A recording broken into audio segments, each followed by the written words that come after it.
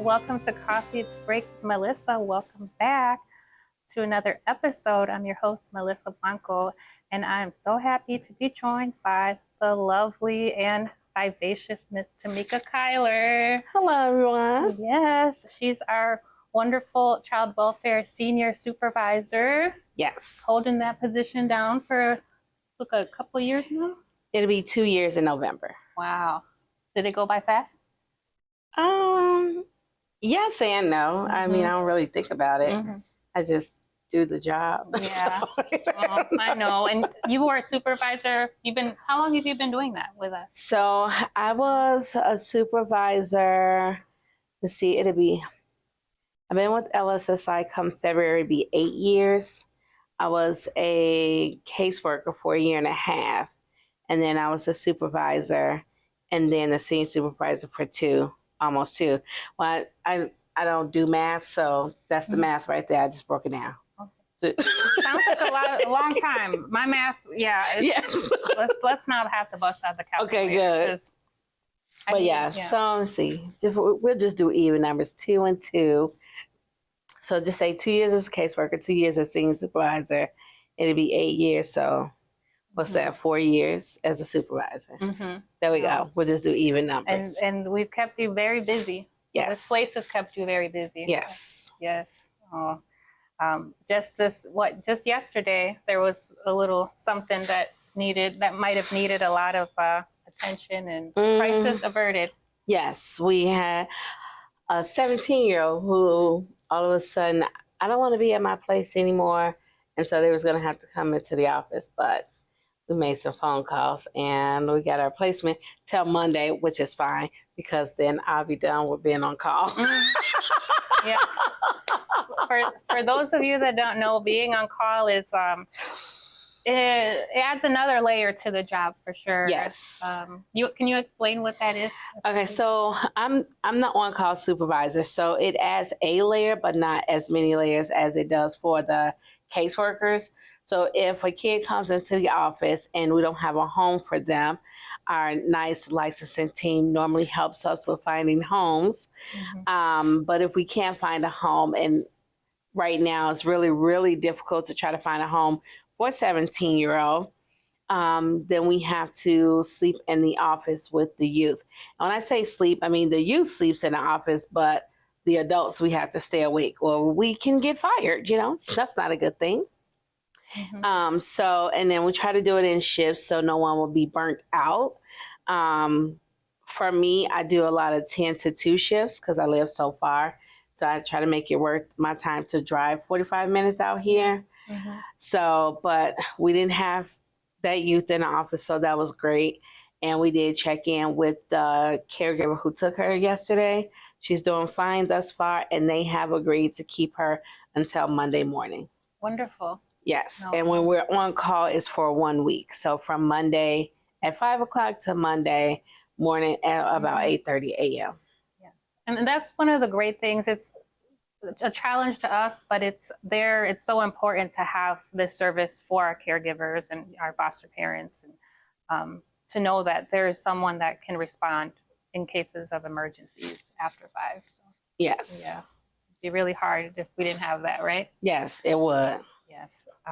But before we kind of jump right into some meat and potatoes, let's back it up and have some. Do you believe in dessert before dinner sometimes? Have you ever done something like that? Well, sometimes I just eat the dessert and no dinner. So, but for myself as an adult, not my kids though. So no, my kids have to have dessert after dinner. But myself, sometimes the dessert is dinner. You ever heard of girl dinners? No. It's where you just have something random, like it could be dessert or a piece of cheese and a cracker. And See, my kryptonite is chips. Yeah? Yeah, I like chips and cheese. I can eat that for breakfast, lunch, dinner, and snack. Oh, yum, yum. So look, I'm having something inspired by you. This feels like I'm having dessert right now. It's not. I'm having peach lemonade. Your acai powder. Acai powder, and was there something else? Yeah. That's it. Doesn't that sound good? And what are you having? Lemonade. Lemonade. Delicious. This is so good too. I'm getting like, I should be on a beach right now vibes. This is so good. Yeah, not here. Not here. Not in the state of Illinois. It's not sunny outside. No, it's not. It's like kind of Gloomy. But this drink isn't, so I'm just gonna enjoy it and enjoy talking to you. So do you like, what do you like to drink normally? What's this? I don't think that's appropriate for your podcast. Oh, okay. We don't have an after 5 version of the show yet. So I guess I'll preface the question before 5. But okay, so before 5, I do indulge in Starbucks strawberry lemonade acai, light ice, no berries. We add peach juice to that, and it has to be the Trenton size because I get thirsty. Oh, so I get the big one. Nice. And other than that, I just drink water. Okay. How did you discover that drink? That's very specific. My daughter. Yeah? Yeah, I don't try anything. So I don't like strawberries or blueberries or any kind of berries. So she got it. I tried her drink because if it was nasty, I didn't want to waste my money. So I taste somebody else's stuff. And then that's how I discover if I like it or not. Smart lady. Yep. So that's how I discovered it. Well, she's got fancy taste. That's good. Yeah, she's expensive because it costs me $7.76, and I go at least 5 days a week. Do they know you by name yet? Yes, they know my order. Yeah. Yeah. Oh wow. I used to get a breakfast sandwich too, and they say, "You're not getting your breakfast sandwich today?" Oh. And I'm like, "No, stop knowing me." Oh, that's great. Well, keep the fancy drinks coming because I like those. This is a good idea. Delicious. She told you and you told us, and now I have another drink that I know about that we tried to make, but I like this cup. Can I have it? Yeah. My birthday's next month. Cool. So this is a great pre-birthday cup. Yeah. It says it's my birthday month. Yeah, because I start my birthday as soon as Virgo season start. Then I start celebrating. Nice. Very good. Yep.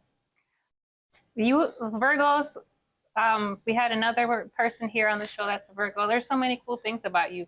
Yeah, they not like me though. No, yeah. I'm one of a kind. Yeah, that you are. Yes. Yes, we love having you.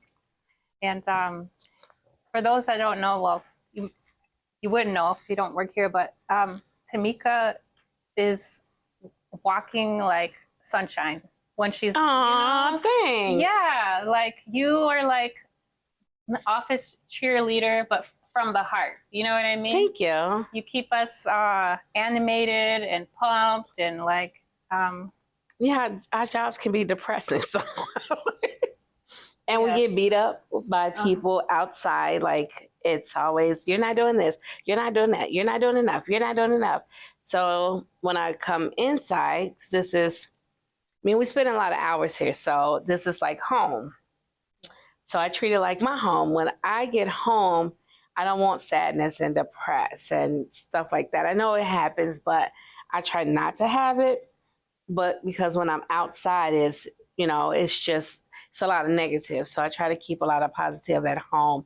So when I'm here, I try to do the same thing. Keep a lot of positive here inside because we get so much negative outside. Yes. And I imagine in your role, like you probably have a million stories behind everything you're saying. Like you get negative, it could be like the case isn't going the way, we would like to see it. The family would like to see it. There's barriers that have nothing to do with us, but we're getting being held up to that. Like, yes. If services just aren't available or if there's a wait or even with adoptions. Well, why is the adoption not done? Well, they didn't go in and sign the paperwork. What do you want us to do? But it literally, because we do get that, why is the adoption not done? So I literally, on one of the cases that I'm carrying right now, I provided a ride for the caregiver to go and sign her adoption paperwork because I don't want that to be the next question I get when I go to court. It's like, why is it not done?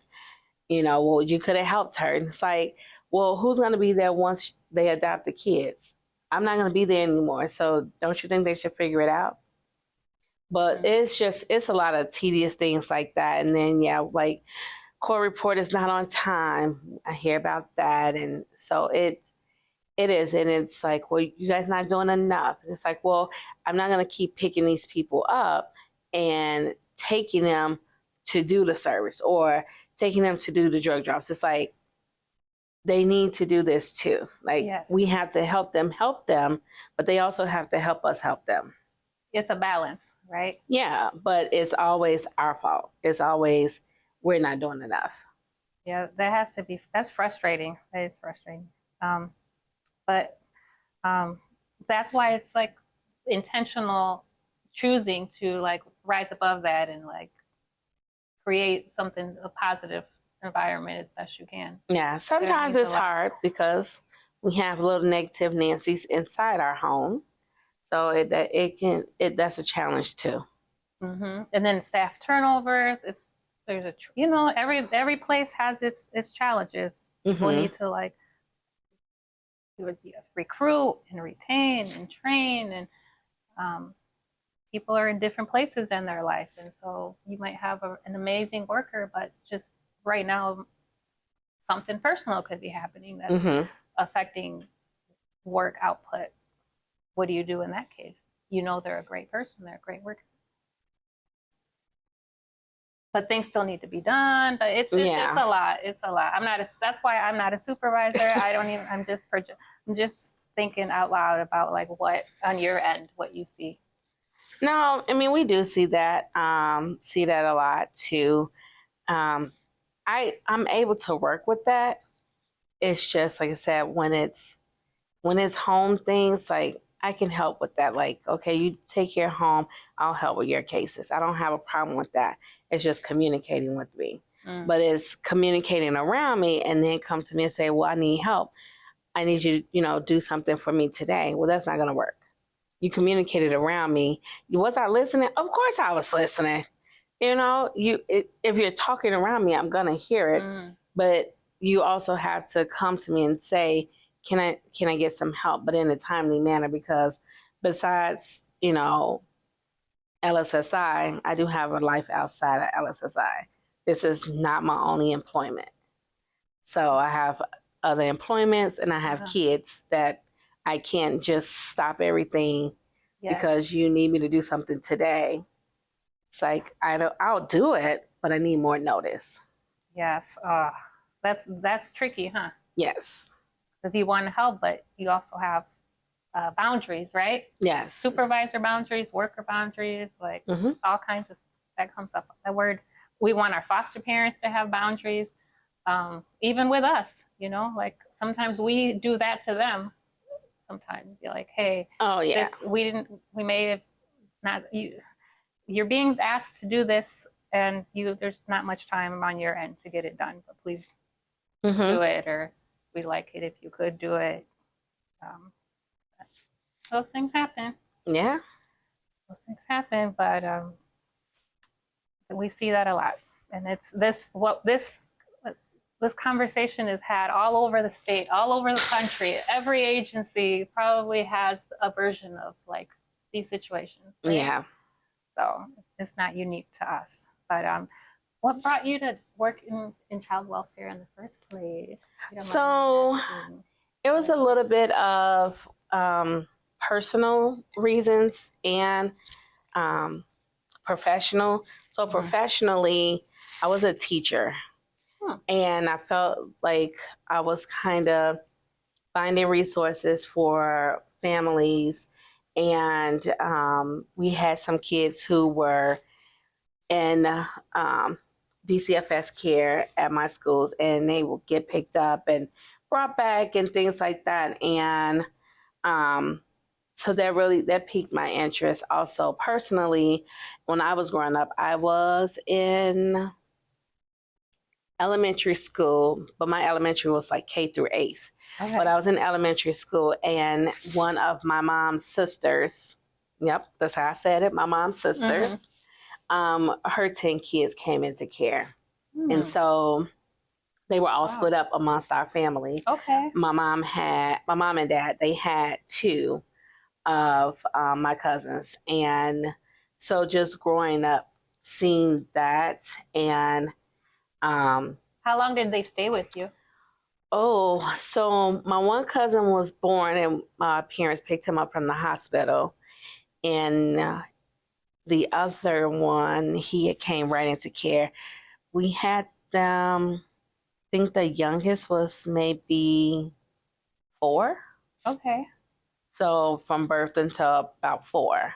And then they actually, my parents had put in notice. They was just having other personal things that they didn't feel was okay to put on other kids. I mean, they put it on their own kids because, I mean, they didn't have a choice. Right. But they didn't think it was fair to put on their nephews. So they actually went to my uncle. Okay. So they were they stayed in the family. Yes. And they never returned home. They all aged out of care. And actually, my mom's sister wound up having 2 more kids, and they came into care, and they went to their dad's side of the family, but we still got a chance to see them and things like that. So a total of 12 kids in care. And at that age, I was, like I said, like maybe 13, trying to understand how it all worked, and to kind of understand how can someone not even try to get their kids back. At that age, it wasn't a whole lot of DCFS going around like how it is now. So you think that's because things didn't get reported, or because it was more accepted? Like no one did they, what do you think what changed about that? I think I don't think DCFS was,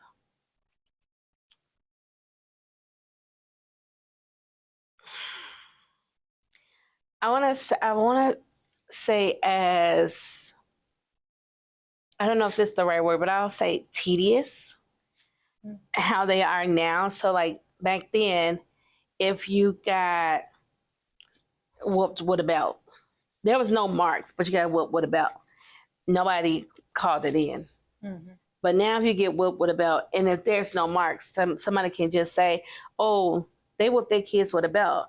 DCFS is out in a heartbeat to see what's going on. And if this is the kids' norm that they get whooped with a belt, but you never see any marks on them, they just remove kids. But that wasn't like that. I'm so young, y'all. Just like I know.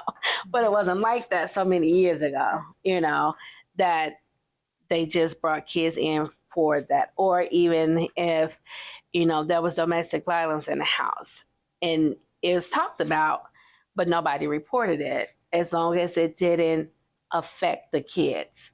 So if it was the DV between the mom and the partner, or mom and the dad, nobody really reported it because, at that time they didn't think it affected the kids. So nobody reported it. Yeah. It's amazing how like different, even just different administration within DCFS can affect the priorities of the department. Like the culture changes, the policies change, they evolve. And I honestly, I do wish they not go back to how it was then, but kind of take it serious, but not as serious. Just because, like I said, somebody can just call and make an allegation, and you get a DCFS investigation. For some people, that can mess up their entire life, even if it's not true. It can mess up someone's entire life. Like, for example, we have one of our foster parents, amazing. She's amazing. And an allegation came upon her. It was unfounded, but it took them, I think, maybe a year or so to clear it. And then our foster home was on hold and we couldn't use her. Sure. So And it's the stress, of course. And yeah. So, but it was one of those things is that, you know, even though we all knew that the kid was not telling the truth, DCFS, you know, they took the case and I feel like they sat on it and we weren't able to use that home, you know, and then all the kids that was in that home had to be removed. And some of those kids had a lot of issues after leaving that home. And then some of the kids actually went home, and the foster home, the foster mom, she still has a relationship with the kids and the mom. She's a support system for them. Okay. Their case closed out, but it still is like, you never know, like it can really mess with somebody's life if they continue to allow people to call and make like false allegations. And then they just sit on it for months and not follow up on the investigation and close it out. Yeah, it would be extremely impactful to anybody's life. Mm-hmm. And then, well, the Dupuy people that work in child welfare or in certain jobs like teachers, they're supposed to get those cases closed out sooner. Yeah, they're supposed to, but they don't. Under the Dupuy decree, there's certain categories of jobs that have like expedited processing, but it's an imperfect system, right? Mm-hmm. So, and the people too, like if it's someone who that's at DCFS that doesn't care for you, that can impact, you know, the case and everything like that. So that's what I'm saying. It's like, but it's people like, oh, this is my friend, and so my friend doesn't like this person. It's like, it's catty.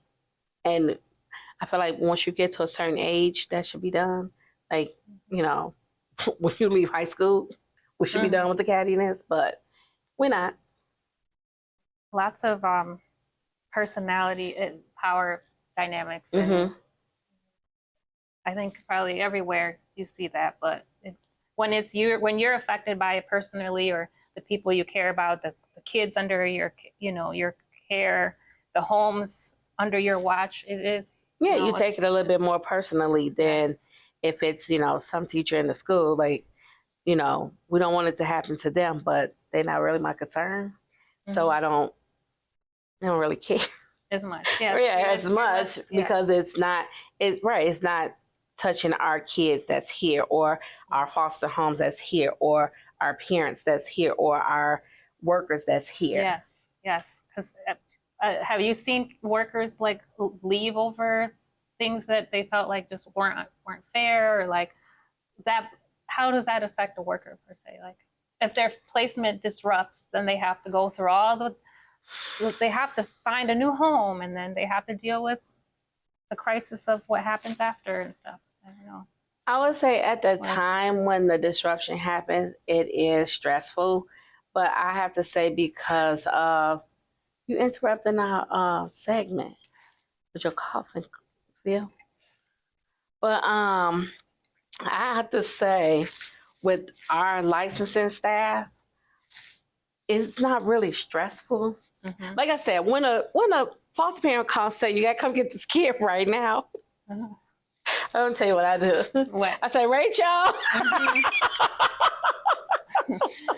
So I go to Rachel, our licensing work. I said, can you call them and talk to them? If I can't, talk them down. Yeah, if I can't talk them down, and it's one of her homes, because that's normally the homes that I have is all Rachel's homes. But when we do get the disruptions, like I said, we send out an email, and our licensing staff, they on top of it, you know, or we'll have the list that you all send us every Friday. And I mean, that's how I found a home yesterday. Great. I had the supervisor reaching out to you all, but I, on the other hand, was making phone calls, you know. So it's like, it's one of those things. It doesn't be that stressful when you have a team that you work really well with. That's so true. You know, so yes, having a disruption is like, oh my gosh, a disruption.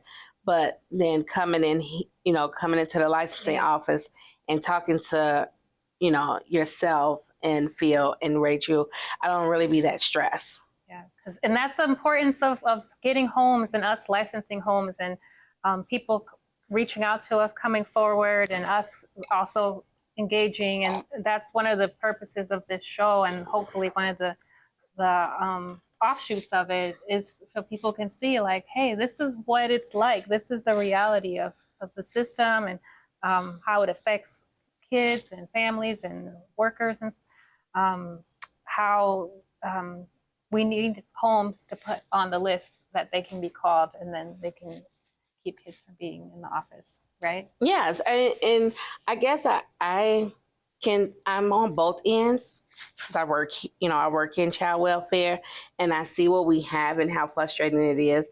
But because I'm also a foster parent, and I'm a traditional foster parent, I think DCFS needs to do a better job with their traditional homes that is being licensed, and not wanting to give them as much help as they give home relatives. Because there's the expectation that you're maybe superhuman sometimes. Yes. Super resourced, overly more resourced, and not. Yeah. And I think a lot of people fail to understand that when you're a traditional home, you do this because you want to help. You don't do this because you have to. You do it because you want to, but you also still need some of the same resources that relatives need, some of the traditional homes are not, wealthy. They are making it, but they know that, some of them, they are spiritual and they feel that they are called, to do something more. But how can they do something more when the finances are not there from the state? Yes. And they might be personally like living paycheck to paycheck, but they have the calling, they have the love, yes, they have the care and the time. And the home, like, yes, they have another, home. Yes, a spare room, because that's yes, what we also need, is to make sure that they have a room yes, for our youth to sleep in. And so that too is, it's hard when you're looking for traditional homes that, that's a lot of stress right there when we get those complaints, is that they don't have this, they don't have that. And then it's like, we can only get so much stuff. And then we have to go to DCFS, and then we have to wait and things like that. And yes, we understand that it's a process. When you're working in the field, you understand that there's a process. When you're not in the field, you understand, but you don't understand at the same time, because you're like, well, you brought me these kids, and this kid right here, little Johnny, needs, underwear. And then his sister, Serenity, she needs bras. I don't have money for those things, but I do have a roof to, yes, for them. I have hot water. I have this, but I don't have these things. And all we can say is, yeah, we got to do better than say, sorry, you're traditional. You're yes, supposed to got it. Yes. Or say, well, you'll get a check in 2 months, or however long it takes. Yeah, the reality is that doesn't. They can't wait. Yes. Sometimes they can't wait a day for bras or underwear, things like that. And so you have to scramble and make it happen. Exactly. Because we even get kids, like I'll say in my own home, my last babies that I got, they didn't even come with a toothbrush. And I know, some people are like, well, a toothbrush is only $1 and something at the store. But what if I don't have $1 and something at the store? Does that mean I shouldn't house them? I shouldn't put a roof over their head because I have that? Yes. Or do I say, well, they got to wait till Friday when I get paid, then I can get them a toothbrush, but they was placed with me on Monday. Right. So even just bringing kids to homes with the basic essentials, a thing of toothpaste. You can get that from your own dentist, yes, office, some free toothpaste, because you're not already paid for it in your insurance anyway. Yes. They so give it's really you that not free. Yeah. Give you that little bag.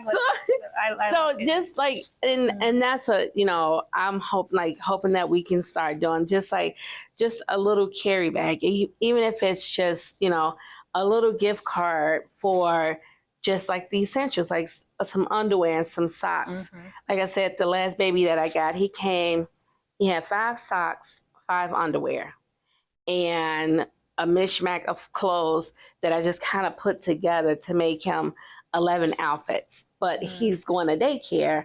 So I got to leave 2 of those outfits, 2 of those underwears, and 2 of those socks at daycare. Yeah. So now we're working with 3 socks, 3 underwear, and 9 outfits.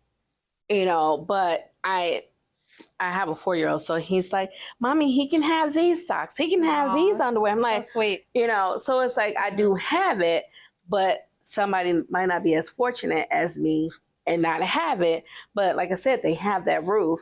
And then I think a lot of times people fail to understand and realize as well that, yes, you'll get a check eventually.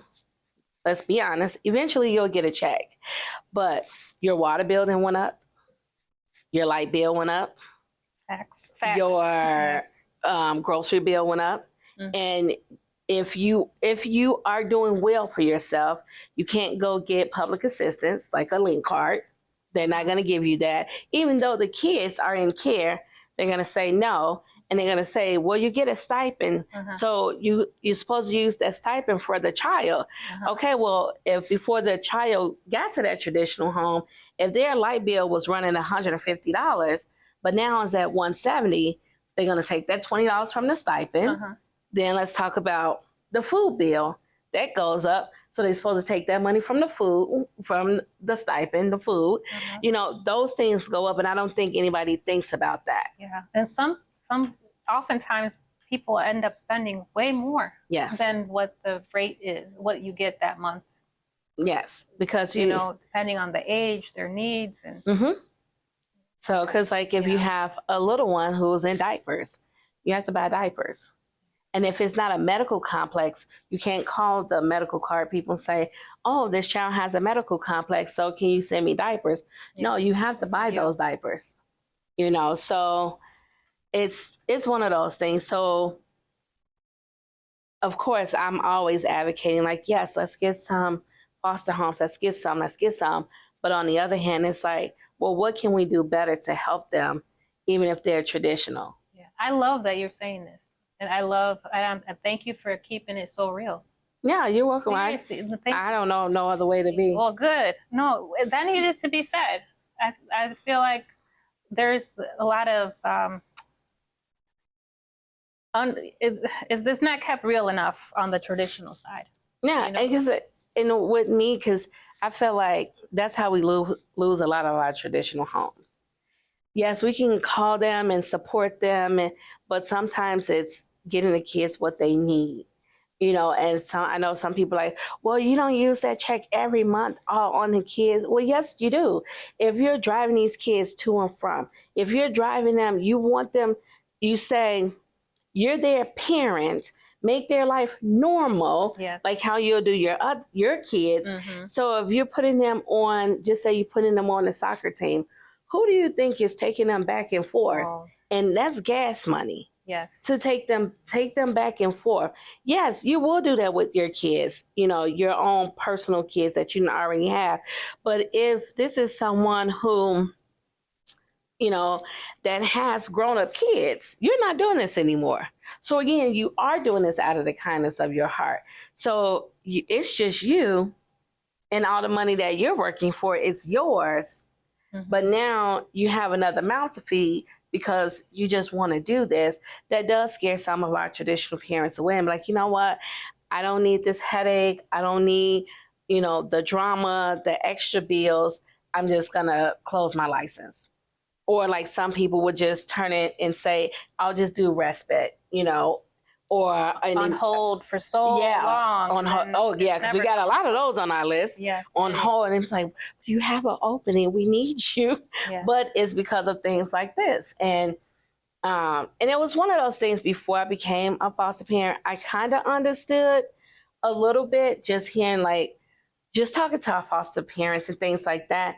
But becoming a foster parent myself and actually going through what they were telling me about, sometimes you have to go through it in order to really understand what they're saying. And because now, you know, like I said, I understood a little bit just by being a parent in general. But now being a foster parent and actually going through what they used to tell me about, I put respect on traditional homes at another level. Because like I said, some of them have kids and they're adults. Some of them don't have kids, and this is the way that they can give back. So they choosing to do this. So I give them another level of respect. No, that's really profound and true. I was a foster parent too. I don't know if you knew this, but a long time ago, yes, I was a foster parent. Through here, actually. Okay, so I got to come in here and talk. Yes. Well, I got to stop doing all my work. Yeah, and I didn't keep my license open long because my life changed, and I felt bad about saying, like, when I'd get calls for placement, saying, sorry, I can't now, I can't right now, I can't. I knew that I was changing jobs, and it was going to take me away from being able to, like, commit to having a youth in care, and give them the time that they needed and deserved. And so, but I know what you're talking about. You know, it's really true. And yeah, there does need to be a lot of respect for anybody that wants to do this job, who does it, and our family members too. And the other, and you've seen it because your family stepped up for family, and they get so much respect too, because they didn't ask for this to happen either. They didn't ask to be in the position to need to care for these children. Yes, I mean, and then we're doing that currently right now too. My daughter's actually a foster parent for her godkids, and we're seeing that as well. And it's one of those things that's because her mom is in the field, her caseworker, they're not doing what they're supposed to do. So it's almost like now I'm teaching them how to do their job, because again, she's doing this out of the kindness of her heart. And you guys are not doing what you're supposed to be doing. So, you know, she's learning, but I'm telling her what to say and what to do. And sometimes I just go to the meetings and I tell them, this is what y'all should be doing. Because again, she's young, she has no kids, and she has somebody else's kids, and she loves it. She loves, she loves it. She loves being, their mom full time right now. But it still needs to be help. And I think that's the other problem too, is our training. Yes. I don't think, and I'll say it, I don't think anybody trains caseworkers correctly. Because, again, it's just based off the experience that I have and that I'm still doing.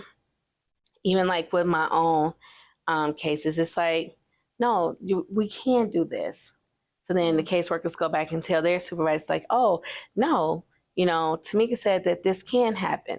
It's like, yeah, it can happen because we're doing it.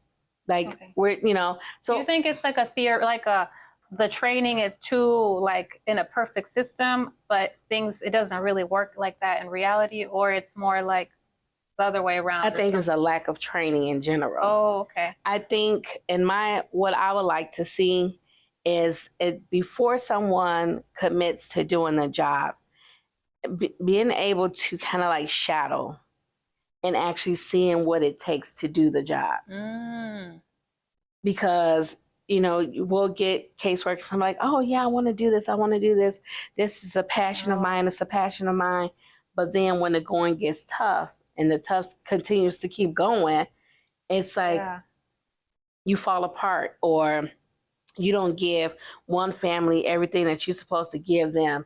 So, you'll say, okay, well, Melissa, I'll be there 3, 4, 5 times a month, but Tamika, I'm only going to come to your house once. And it's like, no, just because I'm not complaining or I don't need extra help, that doesn't mean lack my support. Okay. Still check in to see how things are going, Yes. And because you might have a kid who has a lot of extra needs and I don't, But then you'll say, well, oh, I can't come today. I have to go see another family. Well, when are you going to come? Just because I don't call you or I don't text you, don't mean I don't need your support. Like just because I'm low maintenance doesn't mean Yes. I don't need and deserve and expect. Yes. Or just, just doing your job. Yeah. Just, you rely on the caregivers. Oh, how's everything going in counseling? Well, you as a caseworker, why haven't you checked with the counselor? Don't just rely on me. You're supposed to be helping me help you help this minor. Yes. It just doesn't fall just on the caregiver. Yeah. Maybe the worker would have an idea for you if they had gone that extra step of talking to the, Yes. And that's what I said. I feel like it should be like some shadowing done first. And then, so they can see like, this is the real thing. This is how it goes. Sometimes you can go home crying sometimes. And sometimes you can go home super happy. Yes. But you don't know that until you get into it. And then, like I said, it's like, oh, I don't know if we can do that.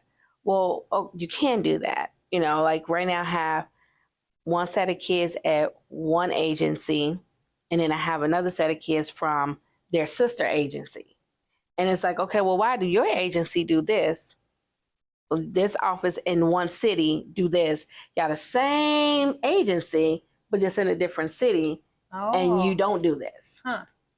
But let's make it make sense. You guys are the same. You have the same name, but you don't do this because you're in this city, and you don't do this because you're in this city. Mm-hmm. So that I've seen that just not with them. It's with other agencies, other as well. That's like, oh, we don't do this. Like, well, they do this. So what's the difference? Yeah. Like now what you're saying, like I'm just thinking, even now I'm thinking like, you're bringing up so much stuff to make things better, of ways things can be better and what happens when it's not going well, Mm-hmm. Like, I'm just thinking like with workers, right? When you're always interviewing people, right? Yes. You guys do like group interviews here, right? Well, sometimes we do the group interviews, but sometimes it's if they don't have a CWEL, so they don't have their child welfare license, then we'll do a phone interview. Okay. If they have their child welfare license, then we kind of have an inkling that they have some experience, whether it's in placement or if it's in intake. So then we'll do the group interview, and then we'll talk to them that way. So it just depends on the candidate at the time. Yeah. They might get the phone interview first, and if they make it past the phone interview, then they'll have the in-person, and then sometimes they just have the in-person. Oh, okay.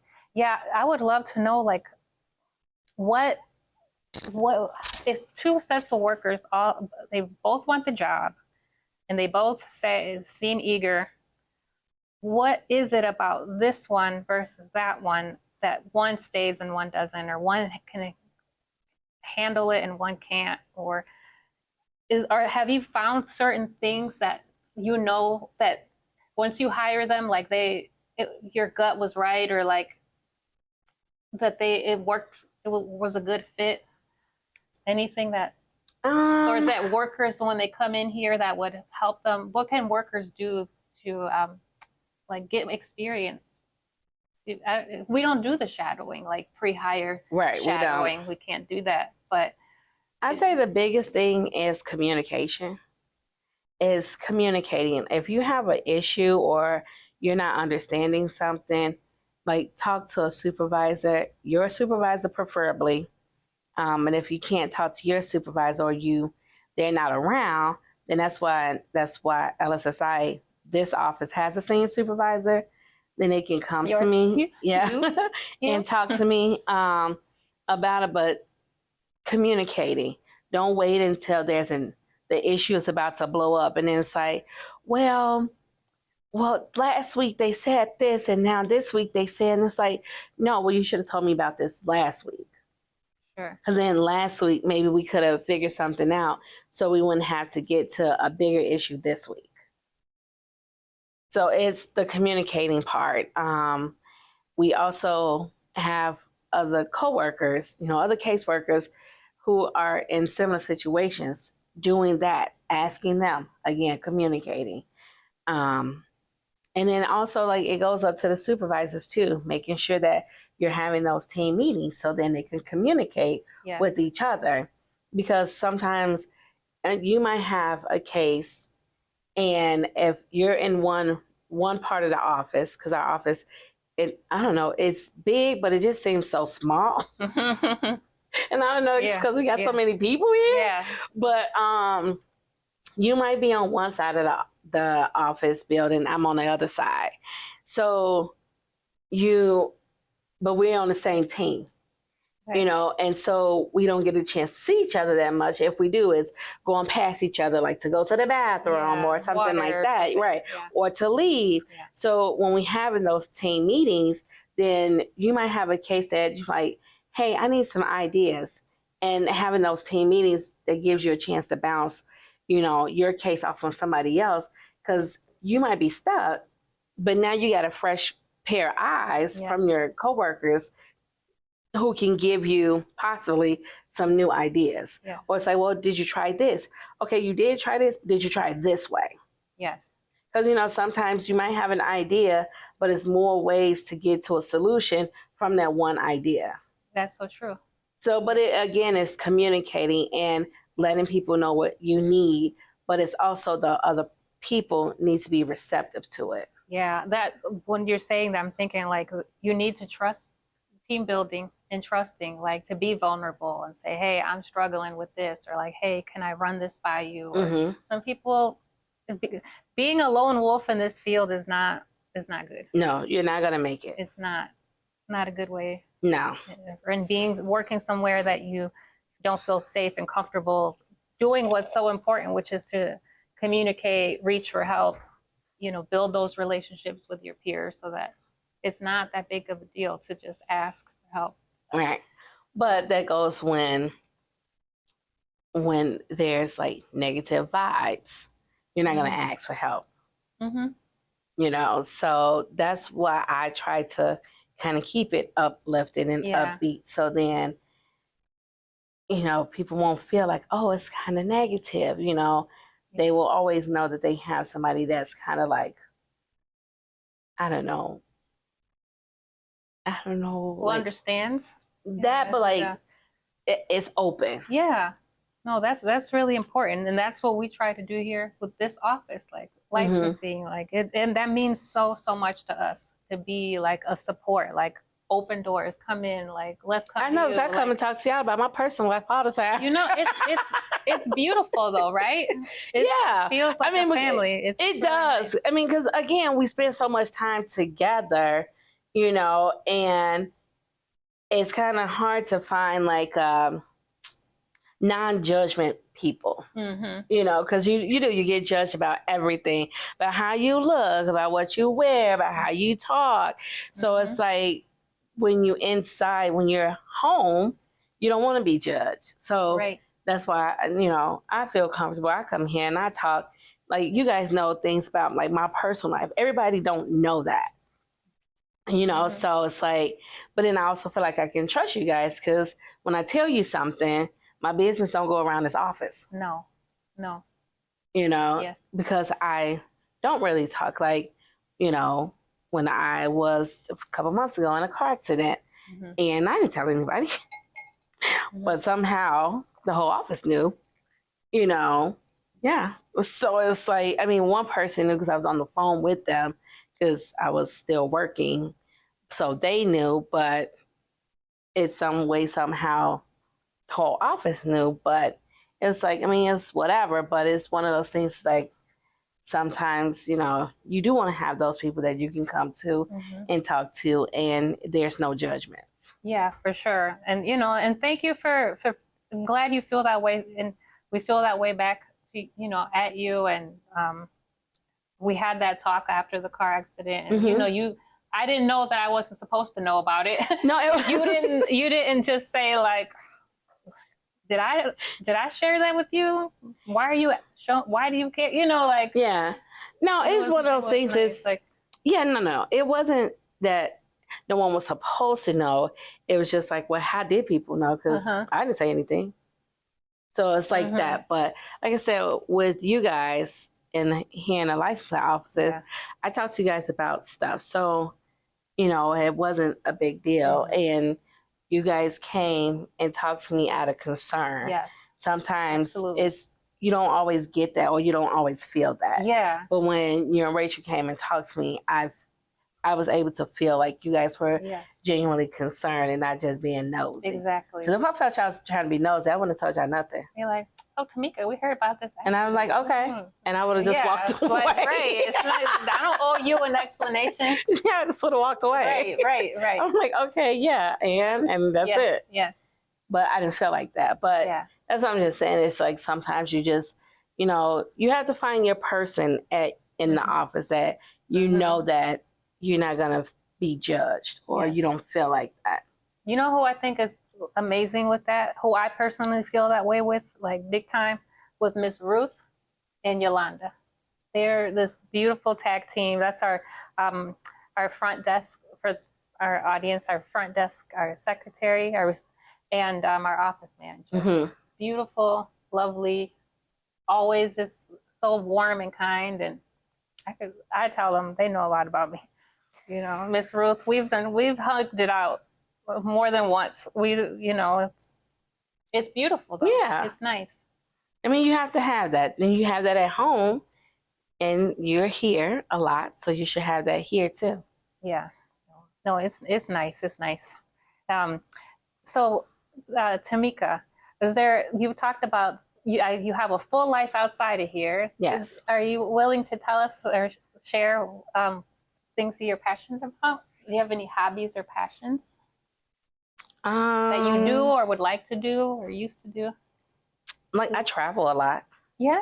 I don't know, some people, a lot of times people can't believe it because besides this job, I have 2 other jobs. Oh, yeah? Yeah. Oh, child welfare related? Or? One is child welfare and one is school. Oh, okay. Teaching about child welfare. So, yeah. Oh, yeah. Both of them child welfare related. Cool. I didn't get back to asking you, what did you teach? I teach, it is, what's the correct name? It's clinical social work is what I teach. Master's level. Nice. At a university. Very so cool. yeah, so both of my other jobs are in child welfare. And then with me parenting, right now at my house I have 4 boys. Okay. And so I do travel a lot, and people don't understand how I can do that. And I tell them I just do it. You know, so besides, you know, being a mother, I have to have a life of my own. Yes. So I do a lot of traveling, and then I do a lot of concerts. Oh, hey, that's what's up. Yeah, so that's what I do. And then just little things like dinners, like with my sisters, do things like that, or like with my daughter. And it was before my accident. Was it before my accident? I don't know. I just took it. No, that was last month. So after my accident, we just woke up and we was like, you know what?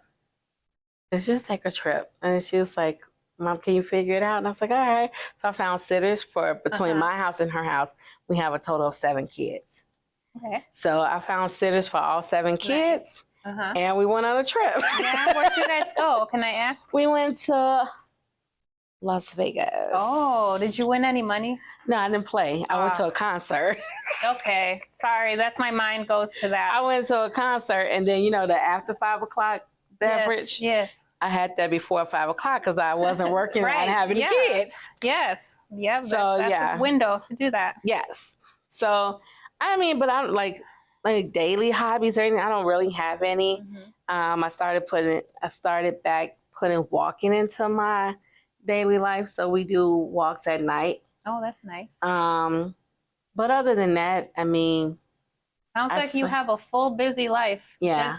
Half of what you said, I'm like, oh, you're busy. Yeah. You know. But I like my vacations. No, that's great. Yeah, you're always going on vacation. I'm going on one in October too, and in December. Yeah, we're always in February. Yeah, you tell us how it went. It's always like I had. Yeah. So I am. I'm going on.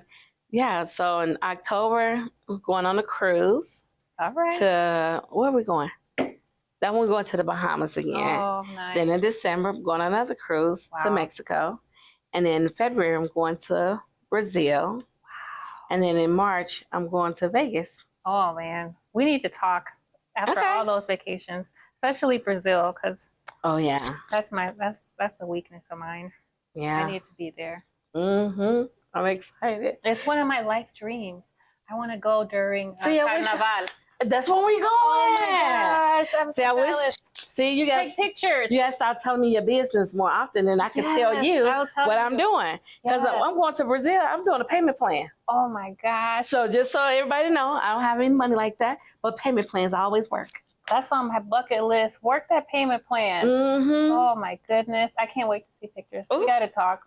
I don't know if you want to see those pictures, because baby, I don't like no clothes now, Melissa. Well, once I tell you my vision for what I'm trying to do over there, I'll go with you. Clothes are overrated sometimes. Oh, I'll go with Melissa.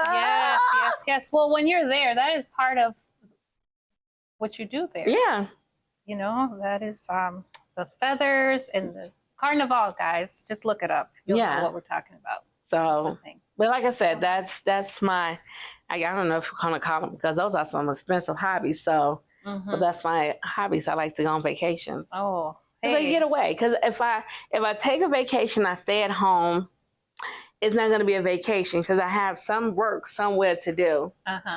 So yeah, I might take a vacation. So that means I'm not answering your phone calls, but I'm still doing some type of work. Or I'm doing some type of work inside my house. Somebody needs something. So it's not a vacation. So I do my vacations. Those are my hobbies. And I try to make sure I go on something at least every so many months. Oh, no. That's why you're so happy. That's why you be pumped and like having, you know, that. I don't know. No, I'm just happy just off of life. Yeah. Because you can have life today and then it can be gone today. And so I try to that's how I think about things. Because, I mean, I could be talking to you right now and I can go and talk to somebody else and you could just drop dead. And not to, sound all depressing or anything. So I think about that and, I make sure that I live every moment till its fullest. Now, some of these moments I have attitude. Most of the time you're not going to know about it. But I do. I'm not, superhuman, because I get upset too. But I still try to look at, the positive side of things. I woke up. I have a place to go home to. I, have people who love me. I love other people. Counting your blessings. Yeah, because some people don't have none of that. So I don't know. I just, like my kids, they always say, like, people like, well, what did your mom take? And they were like, nothing. This is how she is all the time.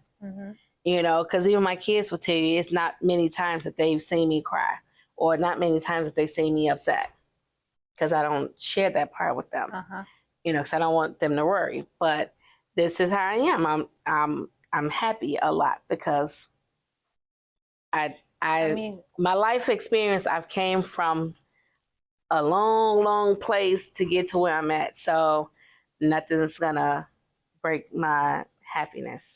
Oh, that's so beautiful. Like, you know what it took to get here, and you're making the most out of every moment. Yeah, and then even after my car accident, I looked at my car, and there's no way I should have been out the hospital the same day. Or because they was like, you didn't even have to go to the hospital. I chose to go, but I shouldn't have walked away that easy. So I look at that and I don't take that for granted either. Wow. That's really good. I mean, who can argue with that? Like, that's so good. I'm just thinking, like, I'm glad you see it like that. I'm glad, because that's so true. Yeah, I can get another car. I couldn't get another life. Yeah. And then my youngest, he's 4. I'm trying to be him till he's like 44. I want to live a long life. So if I'm always stressed out, that's going to kill you. And I got enough things that I battle against, I need stress to kill me too. Yeah, no. So I just try not to stress out. And if I feel like somebody's going to stress me out, I block them. You gotta, boundaries. Yeah, I'm not going to talk to you now. Because I answer the phone, I'm like, is this going to be stressful to me today or not? And sometimes they're like, I'll call you another day. I'm like, all right, thank you. Because I just, it's enough stuff to stress out about. You're going to stress out about this and it's going to still be there. Yes. So what's the point of stressing out? Not much. Don't think I stress out about what I'm going to wear on my vacation. And you're going to look fabulous. Yeah. It's going to be a blast. I'm can't happy wait for you. Thank you. Yes. So I've loved this conversation. It got deep, real. This lady is full of wisdom and experience. And I'm glad. And you know, you're given to so many people on so many levels. Fostering your mom, you know, mom on multiple levels. You're here, you're a caseworker mom, I'm gonna say that, you know, a mom to the supervisors. Yeah. You know, I don't know if they'll like me saying that, but you know, you're in a leadership position amongst the leaders and you're keeping this office afloat along with Megan and, you know, the other, you know, management, but you don't have to do all that. You could choose a whole different field. You can be doing something else and you're not. You're here every day in and out, making it a priority to like choose your mood, you know, and, you know, you do things that you got to do to keep yourself sane, you know, and just keep showing up. So thank you. You're welcome. Thank you. And you're here on this show, giving us even more of you and, you know, raising awareness of the ways that things could be better. Because yes. Oh, yes. We could do better. LSSI could do better. DCFS could do. I could do better as a worker, as the host. Like, and as soon as we find those people that we need to talk to, me and you and Rachel and Phil, we're going to them. We're going to talk to them. Yes, ma'am. So as we wrap up the show, is there one thing to celebrate? Would you say it's going on your vacation? No, girl, I celebrate before then. It's my birthday next month. Yes, happy early birthday. Yes, September 7th. It's a Sunday. Yes. And I'm going to start celebrating on August the 28th when I go to my concert. Nice. Yay. And then I'll celebrate for the whole month of September. Yes. Well, enjoy your month of your birthday. Enjoy your birthday season. Enjoy your vacations. Thank you. And but you know you're gonna see me again next week, right? Yeah. Okay. Yes, but you know, I just gotta sure. pour the love out. You know. Yeah, no, I mean, tomorrow isn't promised, right? It's not. It's not promised, and I love the love. Yes. I just want you to know, as long as God wake us up, I'm be here next week. Okay, all right. We'll talk next week too. I'll give you more. Give me more love then. I give you more love then. Yeah, I love all the love. Aw. Well, thank you so much for your time. Stay tuned, you guys. We got more awesome things ahead, and I've loved this talk. So thank you so much. You're welcome. Thank you.